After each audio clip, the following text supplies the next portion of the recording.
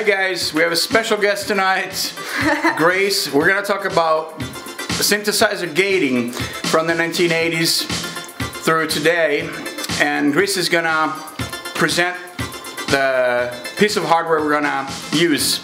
This is the Drawmer DS201 from the 80s.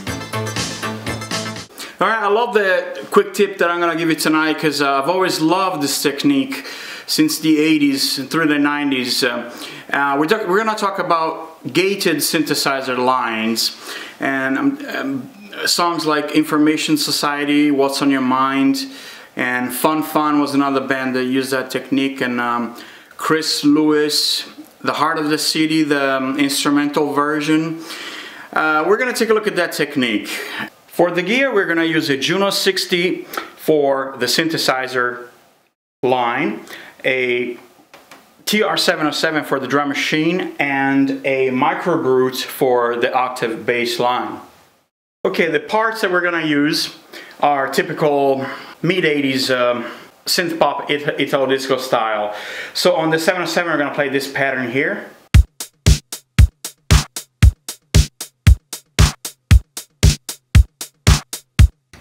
On the Micro Brute, the bass line is sequenced in octaves, and it goes like this.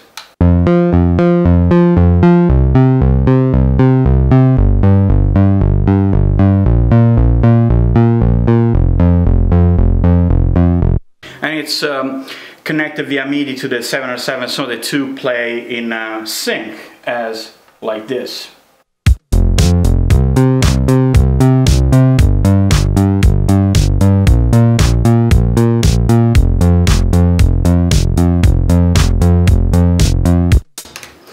On the synth, on the Juno 106, we are playing these chords.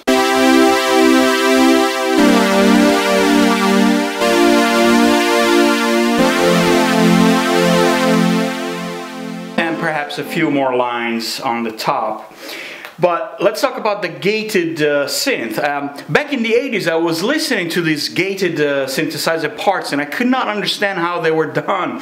It's only in the 90s that I found out that it was because of a gate. The gate is a studio unit, usually also does ducking, but a very famous machine that was already used, I found out back in the 80s, was a Drawmer DS201. So let's take a look at the difference and what happens when we run the Juno 60 through the gate and we key in a sound from the 707. So how does this technique work?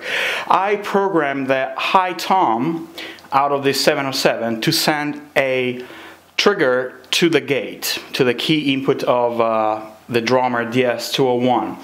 So right now I have an individual output that goes to the Drawmer, and if I disconnect this cable, you can hear the high tom pattern. So this is with the cable still plugged in. You cannot hear the high tom.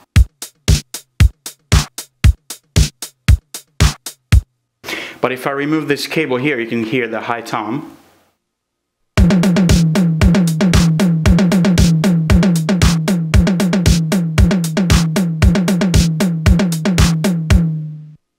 So this high tom provides the pattern for the gated synthesizer line. Okay, now let's play the track without the synthesizer gated part, and then we'll turn on the Drawmer.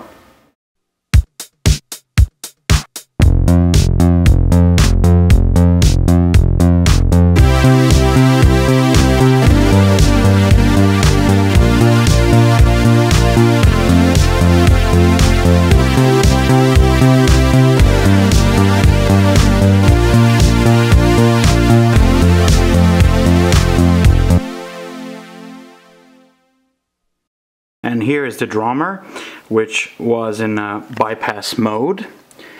So now let's set it to gate mode so that it will provide the rhythmic gate for the Juno 60.